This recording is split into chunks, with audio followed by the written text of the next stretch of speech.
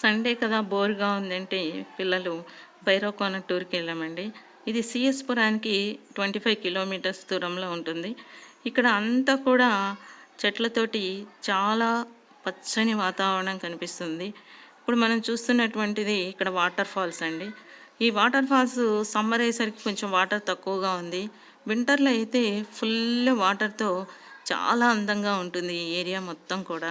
మనకి కొండల మీద ఎటు చూసినా కూడా అంతా పచ్చని వాతావరణమే కనిపిస్తుంది. ఇవంతా కూడా చుట్టూ కొండలు, అంతా చాలా పచ్చగా వాతావరణము కనిపిస్తుంది. ఇక్కడ నుంచి కొంచెం దూరంలో మనకి భైరవేశ్వర స్వామి దేవస్థానంకి వెళ్ళేటువంటి దారి అండి. ఇక్కడ 7 లింగాలు ప్రతిష్ఠించబడినాయి. ఫస్ట్ మనం చూసేది కాలభైరేశ్వర స్వామి, ఇదేమో త్రిముఖ దుర్గా భగేశ్వర స్వామి, ఇది అమ్మవారిదండి. ఇక్కడ నుంచి కొంచెం దూరంలో వచ్చేసరికి మనకి మల్లికార్జున లింగం కనిపిస్తుంది. ఈ మల్లికార్జున లింగం నుంచి కొంచెం నడిచామనుకోండి, ఇక్కడ మనకి కనిపించేటువంటిది ఈ 2 లింగాలు ప్రతిష్ఠించబడినాయండి. దీని నుంచి కొద్దిగా పక్కకు వచ్చేసి మనము పైన స్టెప్స్ ఉంటాయి.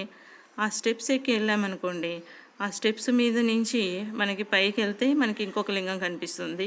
ఇవి స్టెప్స్ అన్నమాట, పైకి వెళ్ళేటువంటి దారి. ఇక్కడ మనకి కనిపించేటువంటి లింగము రామేశ్వర లింగం అండి. ఇప్పుడు మనం చూస్తున్నటువంటిది రామేశ్వర లింగం. ఇక్కడ నుంచి వెళ్తే శశినాగ లింగం కనిపిస్తుంది. తర్వాత కొంచెం ముందుకు వెళ్ళిన తర్వాత మనకి రుద్రలింగం అనేటువంటిది కనిపిస్తుంది. ఇది కనిపించేటువంటి రుద్రలింగం అండి.